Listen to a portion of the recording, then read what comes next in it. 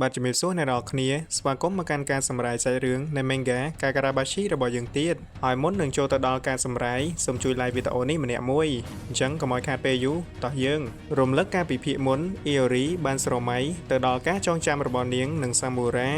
វាបានធ្វើឲ្យនាងចងចាំឡើងវិញនៃការចងចាំកាលពីមុនទាំងអស់ជាពិសេសទៅទៀតនាងក៏បានដឹងអំពីមូលហេតុដែល Samura បានសៀលការចងចាំរបស់នាងដែរដូច្នេះហើយនៅពេលនោះដោយសារតែចំណងឪពុកកូនរបស់អ្នកទាំងពីររឹងមាំយ៉ាងខ្លាំងមិនអាចបណ្ដាច់បានវាក៏ជំរុញចិត្តឲ្យ Iori ធ្វើការបំបីសៀលដែលមាននៅលើខ្លួនរបស់នាងបានសម្រេចដែលពេលនោះហើយនាងក៏ចាប់ផ្ដើមចងចាំ Samura ឡើងវិញជាពេលដែល Chihiro និងក្រុម Ninja Masumi កំពុងតែប្រយុទ្ធដើម្បីបដូរយកនូវសុវត្ថិភាពរបស់នាងហើយដោយសារតែនៅមុននេះបន្តិច Hirohiko ត្រូវបាន Chihiro វាយប្រហារឲ្យរបួសវាក៏សម្រេចចិត្តប្រើប្រាស់ថាមពលរបស់ Enchanted Palette យកតែម្ដងដោយមិនខ្វល់ពីសម្ដីរបស់ Samura ធ្លាប់បានព្រមានវាឡើយ Obimune Crow បន្ទាប់ពីបានបើកដំណើរការនៅថាមពលរបស់ Enchanted Palette ភ្លាម Samura ក៏បានធ្វើដំណើរមកដល់ទីនេះត្រឹមតែមួយរំពេចហើយការបង្ហាញខ្លួនរបស់គាត់បានធ្វើឲ្យគ្រប់គ្នាមានការភ្ញាក់ផ្អើលខ្លាំងមែនទែនជាពិសេសគឺជា Hirohiko តែម្ដងកាលណាថាមពលរបស់ Enchanted Palette ត្រូវបានបញ្ចេញឡើងនោះ Samura នឹងដឹងភ្លាមអញ្ចឹងហើយមុននឹងប្រើប្រាស់វាត្រូវតែគិតឲ្យបានល្អិតល្អន់មើលទៅមិនសូវស្រួលទេពួកយើងឆាប់ចាក់ចេញពីទីនេះទៅ Hirohiko ត្រូវហើយប៉ុន្តែមើលទៅនេះក៏ជាឱកាសរបស់ពួកយើងដែរ Samura គាត់ច្បាស់ជាមិននឹកស្មានថាបានឃើញវត្តមានកូនស្រីរបស់គាត់នៅទីនេះទេអញ្ចឹងហើយការប្រយុទ្ធមួយនេះពិតជាពិបាកសម្រាប់គាត់បើសិនជាយើងចាប់ខ្លួន Iori បាននិយាយមិនទាន់ចប់ផង Samura ក៏បានបាត់ខ្លួនពីកន្លែងដើមរបស់គាត់ហើយ Hirohiko ក៏បានដឹងភ្លាមថា Samura បានសម្រុកចូលមកហើយគាត់មកហើយ Banquet មិនក៏អញ្ចឹងមិនទាន់តែបានត្រៀមខ្លួនផងនៅពេលនោះក្បាលរបស់តូតូក៏ត្រូវបានដាច់ចេញពីខ្លួនរបស់នាងដោយ Hirohiko វា reaction មិនទាន់ទេវាមិនទាន់តែដឹងផងថាមានរឿងអ្វីកើតឡើងនៅពេលមុននេះមួយវិក្រោយដៃម្ខាងនិងក្បាលរបស់វាក៏ត្រូវបានជ្រុះចេញពីខ្លួនដែលនេះហើយគឺជាល្បឿនរបស់ Samura ពិតជាកាចសាហាវមែនទែនតាមពិតទៅនៅពេលដែល Samura ប្រើប្រាស់នៅថាមពលរបស់ Enchanted Palette Tobimune ដោយសារតែភ្នែករបស់ខ្លួនមើលមិនឃើញគាត់ក៏បានប្រើរោមក្អែកមកជំនួសវិញហើយវាទាំងអស់នេះហើយដែលជួយឲ្យ Samura ចាប់ទីតាំងនៅវត្ថុដែលមាននៅជុំវិញខ្លួនជាពិសេសទៅទៀត skill មួយនេះវាអាចជួយឲ្យ Samura ផ្លាស់ប្ដូរទីតាំងរបស់ខ្លួនជាមួយនឹងស្លាបក្អែកទាំងអស់នេះបានគ្រប់ពេលដូច្នេះហើយទើបនៅពេលមុននេះ Hirohiko និង Toto ត្រូវបាន Samura វាប្រហារទាំងមិនដឹងខ្លួនគឺដោយសារតែពេលនោះ Samura បានផ្លាស់ប្ដូរទីតាំងជាមួយនឹងរោមក្អែករបស់គាត់នោះឯងក្រោយពីបានកម្ចាត់ Hirohiko រួចក៏ដល់ពេលរបស់ Chihiro ម្ដងមិនចាំយូរ Chihiro ក៏បានបញ្ចេញ skill Kuro Shred ដើម្បីទប់ទល់ជាមួយនឹង Samura តើមានរឿងអ្វីកើតឡើងនឹងតើពួកឯងជាអ្នកបំបីសៀលរបស់នាងមែនទេពួកយើងមិនបានធ្វើទេនាងជាអ្នកបំបីដោយខ្លួនឯងតាបើអញ្ចឹងពិតមែនឆាប់ធ្វើវាឡើងវិញទៅនៅពេលនោះដែរ Iori ពិតជាមានការខកចិត្តមែនទែនដែលបានលើពាក្យសម្ដីទាំងអស់នេះចេញពីមាត់របស់ Samura លោកប៉ាមិនដឹងទេឬថារយៈពេលកន្លងមកនេះខ្ញុំអូលោកប៉ាមែនទេ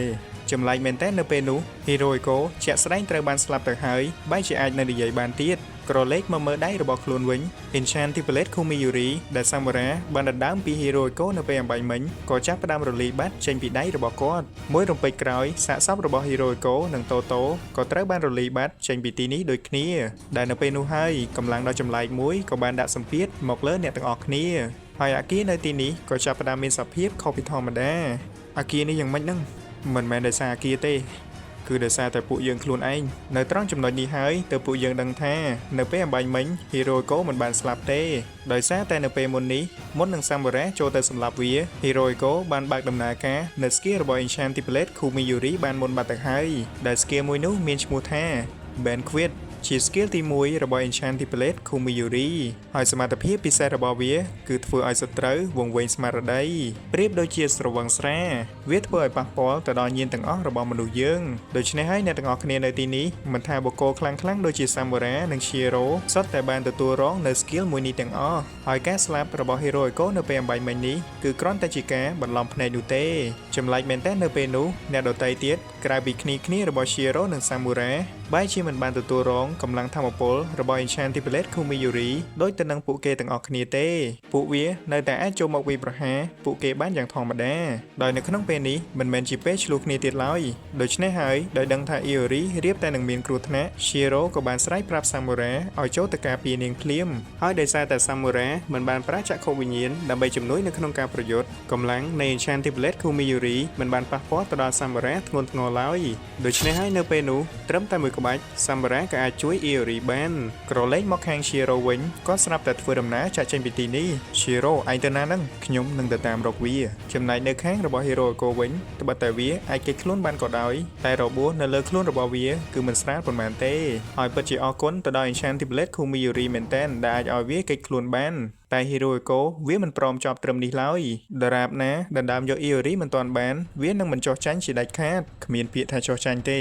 មានតែពាក្យថាធ្វើវាម្ដងទៀតនិយាយមិនទាន់ចប់ស្រួលបួលផង Goldfish មួយក្បាលក៏បានធ្វើដំណើរមកដល់ទីនេះដោយពិតណាស់នេះគឺជា Goldfish របស់ Shiro ដោយសារតែខ្លួនជាកូនប្រុសរបស់លោក Kunichi ដែលជាបុគ្គលតែម្នាក់ដែលបានបង្កើតនៅ Enchanted Blade ឡើង Shiro បានដឹងអំពី skill នៃ Enchanted Blade Kumiyuri បានយ៉ាងច្បាស់គាត់ដឹងថាអ្នកដែលបានប្រើប្រាស់វាដំបូងដូចជា Hiroko មិនទាន់អាចមានសមត្ថភាពបញ្ចេញកម្លាំងរបស់វាដល់កម្រិតកំពូលឡើយដូច្នេះហើយទើបមុននេះ Shiro បានប្រើ skill Kuroប្រឡែង Goldfish របស់គាត់មួយក្បាលដើម្បីតាមរកនៅទីតាំងរបស់ Hiroko ហើយដោយសារតែពេលនេះគ្រប់ញាណរបស់គាត់ទាំងអស់ត្រូវបានរងការវាយប្រហារពី skill នៃ Enchanted Blade Kumiyuri Shiro ក៏បានប្រើ skill Nishiki ដើម្បីបង្កើនសោតវិញ្ញាណរបស់គាត់ដូច្នេះហើយនៅពេលនេះគាត់ក៏ចាប់យកសម្លេងរបស់ Hiroko បានតាមរយៈ Goldfish មួយក្បាលនេះហើយតែមួយរំពេច Shiro ក៏បានបង្ហាញខ្លួននៅចំពោះមុខរបស់វា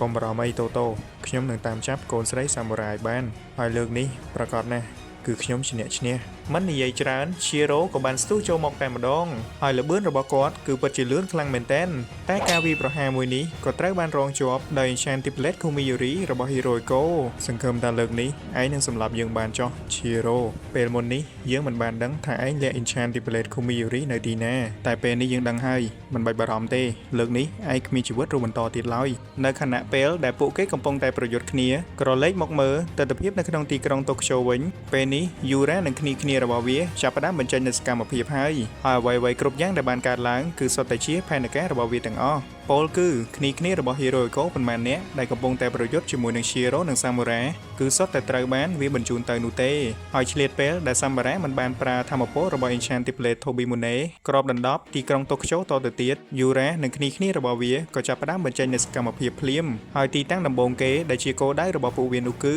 Kamunabi Headquarter ជាកន្លែងតែមួយគត់ដែលបានផ្ទុកនៅ Enchanted Blade Shinichi នោះឯងនិយាយទៅក្រុម Kamunabi គឺជាឧបសគ្គដ៏ធំមួយសម្រាប់ពួកយើងអូដល់ពេលត្រូវសបាយថានេះវាដល់ពេលហើយឆាប់ចាត់ការទៅត្រឹមតែមួយរំពេចហិតនៅខាងក្រោមក៏បានដោះចេញនៅឫសឈើជាច្រើនដែលពិតណាយូរ៉ាវាបានរកឃើញនៅទីតាំងសម្ងាត់របស់ក្រុម Kamunabi ហើយមិនចាំយូរវាក៏បានសម្រុកចូលទៅតែម្ដងកាន់មកខាងរបស់ Shiro វិញដោយសារតែខ្លួនត្រូវរបួសធ្ងន់ហើយ Hiroko វាមិនល្ងងទៅកាប់ដាវមួយស្មើជាមួយនឹង Shiro នោះទេនៅពេលនោះ Hiroko ក៏បានចាប់អារម្មណ៍ដែរថា Shiro បានប្រើនៅ skill Nishiki ដើម្បីបង្កើននូវសោតវិញ្ញាណរបស់គាត់ដើម្បី counter ទៅលើ skill របស់ Enchanted Blade Kumiyuri ប៉ុន្តែពេលនេះវាមិនខ្វល់អំពីអ្វីច្រើនទេអ្វីដែលវាចង់បានគឺធ្វើយ៉ាងណាឲ្យ Shiro បញ្ចេញនូវសមត្ថភាពរបស់ខ្លួនទាំងអស់ដើម្បីប្រយុទ្ធជាមួយនឹងវាដូច្នេះហើយដើម្បីកុំឲ្យរំខានការប្រយុទ្ធគ្នារបស់វានិង Shiro វាក៏សម្រេចចិត្តថានឹងទៅសម្លេះ Samurai ចោលមុនអូខេដង្គីតូនាងឆាប់ទៅពួនទៅតូខ្ញុំជាអ្នកលេងម្ដងមិនចាំយូរ Hiroko ក៏បានបើកដំណើរការនៅ skill ទី2នៃ Enchanted Blade Kumiyuri ភ្លាមហើយ skill ទី2នេះដែរត្រូវបានហៅថា Play វាសំដៅទៅដល់ការសប្បាយជាមួយនឹងតន្ត្រីដែលត្រូវបានប្រគំឡើងដោយនារីស្រស់ស្អាតទាំង3នាក់ហើយចំណុចពិសេសនៃ skill មួយនេះវាមានសមត្ថភាពឲ្យ Hiroko អាចបញ្ជាទៅលើវត្ថុអ្វីក៏បាននៅជុំវិញខ្លួនរបស់វាហើយបន្ទាប់ពីបានបើកដំណើរការ skill មួយនេះត្រឹមតែមួយរំពេចមនុស្សទាំងប៉ុន្មានដែលគ្នារបស់ Shiro និង Samura ព្យាយាមសម្លាប់នៅពេលមុននេះគឺត្រូវបានវាដោះឲ្យងើបឡើងមកវិញទាំងអស់ប៉ុន្តែអ្វីដែលអាក្រក់ជាងនេះទៅទៀតវត្តមានរបស់ពួកវានៅលើកនេះគឺមិនមែនដូចជាមនុស្សធម្មតាឡើយដោយសារតែត្រូវបានបញ្ជាដោយធម្មពលនៃ Enchanted Blade Kumiyuri សភាពរបស់ពួកវានៅពេលនេះគឺដូចជាស៊ុំប៊ីអញ្ចឹងមិនថាដាច់ក្បាលដាច់ខ្លួនឬក៏ដាច់ជើងពួកវានៅតែអាចងើបឡើងមកប្រយុទ្ធបានដដែលហើយរឿងដែលបានកើតឡើងទាំងអស់នេះក៏បានធ្វើឲ្យ Shiro មានការសប្បាយដែរ គាត់មិននឹកស្មានថា Hirohiko បានគិតចេញនៅការវាយបកដ៏សាហាវបែបនេះទេប៉ុន្តែចម្លែកអីនៅពេលនោះ Shiro ស្រាប់តែមានអារម្មណ៍ចម្លែកខុសពីធម្មតាហើយត្រឹមតែមួយរំពេចគាត់ក៏ត្រូវបានសណ្ដំដោយ skill នៃ Enchanted Blade Kumiyuri ម្ដងទៀតហើយសូម្បីតែ skill Nishiki របស់គាត់ក៏មិនអាចជួយអ្វីបានដែរនៅពេលនេះមួយសន្ទុះក្រោយ Shiro ស្រាប់តែធ្លាក់ចុះទៅខាងក្រោមមួយទំហឹងតែម្ដងហើយអ្វីៗនៅជុំវិញខ្លួនគាត់ក៏ចាប់ផ្ដើមក្រឡាប់ចាក់ប្រៀបដូចជាត្រូវបានសណ្ដំដោយ skill Banquet របស់ Hirohiko ម្ដងទៀតអញ្ចឹងដែលពិតណាស់នៅលើកនេះ Hirohiko វាលេងមែនតែនហើយដើម្បីឲ្យ Shiro ប្រយុទ្ធជាមួយនឹងវាឲ្យអស់ពីសមត្ថភាពរបស់ខ្លួននោះវាត្រូវតែបញ្ចេញកម្លាំងឲ្យអស់ពីខ្លួនដូចគ្នាដូច្នេះហើយទៅនៅពេលនេះកម្លាំងនៃ Enchanted Blade Kumiyuri មានលក្ខណៈខ្លាំងជាងនៅពេលអំបញ្ញមិញនោះក៏ដោយសារតែ Hirohiko វាមិនបានលាក់កម្លាំងអ្វីទៀតទេអ្វីគ្រប់យ៉ាងដែលវាបានបញ្ចេញមកទាំងអស់នេះគឺដល់កម្រិតកម្ពស់របស់វាហើយនៅពេលនោះដែរវាក៏បាននិយាយថា Samura ខ្ញុំនឹងសម្លាប់លោកចោលកំពុងតែវល់ជាមួយនឹង skill Banquet របស់ Hirohiko សំឡេងចន្ទាយន្តទាំង3ក៏បានធ្វើដំណើរឡើងមកដល់ខាងលើស្របពេលគ្នាតែម្ដងហើយបើកទ្វារមកគឺពោពេញទៅដោយសាកសពរបស់មនុស្សដែលបានស្លាប់នៅពេលមុននេះទាំងអស់ជាពិសេសទៅទៀតសាកសពទាំងអស់នេះគឺសុទ្ធតែត្រូវបានគ្រប់គ្រងដោយ skill នៃ Enchanted Blade Kumiyuri ហើយគោលដៅរបស់ពួកវាឡើងមកទីនេះគឺមានតែមួយគត់គឺធ្វើតាមបញ្ជារបស់ Hirohiko នោះឯងធ្វើយ៉ាងណាក៏ដោយត្រូវតែសម្លាប់ Samurai បានជួបនៅស្ថានភាពបែបនេះ Samurai គ្មានអ្វីដោះស្រាយក្រៅពីព្យាយាមតស៊ូប្រយុទ្ធជាមួយនឹងពួកវាដើម្បីការពារកូនស្រីរបស់ខ្លួនទេដែលនេះហើយគឺជាចំណុចខ្សោយរបស់គាត់ដែល Hirohiko វាបានទាញដឹងតាំងពីដំបូងមកម្ល៉េះវាដឹងថាបើសិនជាប្រយុទ្ធមួយស្មើជាមួយនឹង Samurai វាគ្មានឱកាសអាចយកឈ្នះទៅលើគាត់បានឡើយដូច្នេះហើយបើសិនជាវាបង្វែរទិសដៅទៅរក Iori វិញនោះ Samurai នឹងព្រមធ្វើគ្រប់បែបយ៉ាងដើម្បីការពារនាងសូម្បីតែលះបង់ជីវិតខ្លួនឯងក៏ដោយហើយដោយអ្វីដែល Hirohiko វាបានគិតទុកពិតមែនដោយសារតែ Iori ត្រូវបានស្ថិតនៅក្នុងសភាពដ៏មានគ្រោះថ្នាក់ដោយសារតែខ្លួនម្ដងទៀតបូករួមជាមួយនឹងពេលនេះគាត់កំពុងតែត្រូវបានសណ្ដំដោយថាមពលនៃ Enchanted Blade Kumiyuri ស្រាប់ការចងចាំនិងវិបដិសារីទាំងអបាមានបានផុសឡើងនៅក្នុងខួរក្បាលរបស់ Samurai ម្ដងទៀតហើយរហូតដល់គាត់ស្រមៃទៅដល់ពេលវេលាដែលគាត់បាននៅជាមួយនឹង Iori កាលពីប្រហែលឆ្នាំមុនស្រមៃទៅដល់មុខបន្ទប់របស់នាងស្រមៃថា Iori នឹងគិតខ្លីដោយសារតែសម្ពាធនៃរឿងរ៉ាវដ៏ឈួតលប់របស់គាត់ទាំងអស់នេះហើយរឿងរ៉ាវទាំងអស់នេះហើយដែលធ្វើឲ្យ Samurai បាត់បង់អារម្មណ៍នៅក្នុងការប្រយុទ្ធរហូតដល់ភ្លេចខ្លួនត្រូវបានសត្រូវចាក់ចំជាច្រើនកំបិតស្របពេលជាមួយគ្នានោះដែរ Hirohiko វាបានរកឃើញនៅទីតាំងរបស់ Iori ហើយមិនចាំយូរវាក៏បានបញ្ជាឲ្យកូនចៅរបស់វាទៅសម្លាប់នាងចោលតែម្ដងហើយសូម្បីតែ Shiro មើលទៅក៏មិនអាចសង្គ្រោះនាងទាន់ពេលវេលាដែរដែលនៅពេលនោះហើយដាវជាច្រើនក៏បានចាក់ទម្លុះខ្លួនមនុស្សម្នាក់ជាច្រើនកំបិតដោយសារតែកូនស្រីរបស់ខ្លួនចិត្តតែនឹងមានគ្រោះថ្នាក់ Samurai ក៏ស្ម័គ្រចិត្តយកខ្លួនប្រាណរបស់គាត់មករងការវាយប្រហារទាំងអស់នេះជំនួសនាងតែម្ដងហើយវាក៏ជារឿងមួយដែលធ្វើឲ្យគ្រប់គ្នាមានការតក់ស្លុតខ្លាំងមែនទែនរបស់តែមួយគត់ដែលធ្វើឲ្យ Samurai រួចផុតពីការសណ្ដំពីធម្មពលនៃ Enchanted Blade Kumiyuri បានគឺមានតែការឈឺចាប់ពីសេចក្តីស្លាប់មួយគត់